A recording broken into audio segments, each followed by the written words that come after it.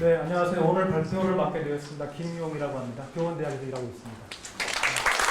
이번 선거 공약으로 이제 서울대 10개 만들기가 됐고, 아마 뭔가 정책화될 가능성이 커 보이고요. 다만, 느끼시겠지만, 10명이면 10명 다 자기 마음대로 이 공약을 생각하는 것 같아요.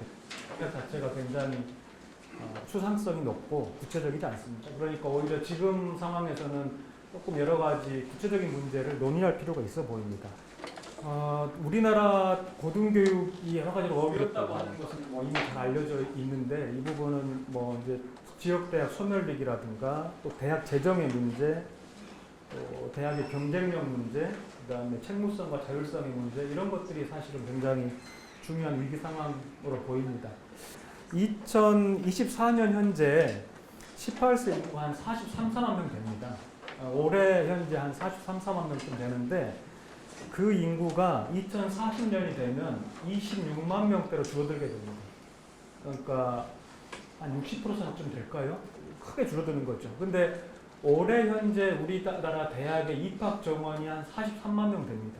쉽게 말하면 18세 인구가 다 태어나서 다 대학 가는 정도라고 생각하시면 됩니다. 일단 외국인을 빼고 나면. 근데 이제 2040년이 되면 26만 정도로 줄어들기 때문에 산술적으로 생각해도 상당수 대학이 문을 닫아야 되는 그런 상황입니다. 그러니까 이제 40년까지 어떻게 가져갈 것인가가 큰 과제라고 생각하는데, 이제 이와 관련해서 제가 가지고 있는 그림은 이런 겁니다. 2040년 정도를 기준으로 봤을 때 내국인 학생 입학을 한 20만 명 정도. 20만 명은 어떤 수치인가 하면은 26만 명이 태어났을 때 80%가 지나간다고 하면 대략 한 20만 명 입학합니다. 외국인 학생의 1년 입학생을 한 8만 명 잡는 겁니다.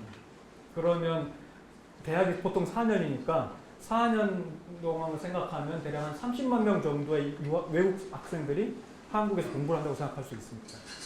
비학위 과정 학생을 한 50만 명 생각합니다.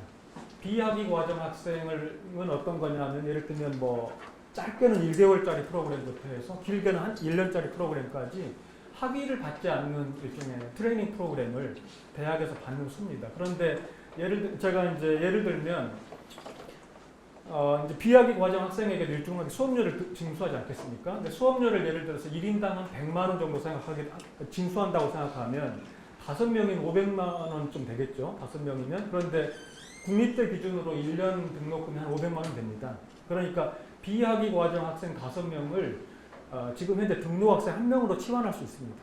그렇게 생각해보면 내국인 학생 20만 명, 외국인 학생 8만 명, 비학위 과정 학생으로 해서 그 한 10만 명 정도 하면 토탈 한 38만 명 정도의 구성으로 2040년에 우리나라 대학이 구성될 수 있지 않을까. 그러면 지금 현재 수준에서 아주 일부 대학은 도태시키더라도 대체로 이제 이렇게 갈 수 있지 않을까라고 생각합니다.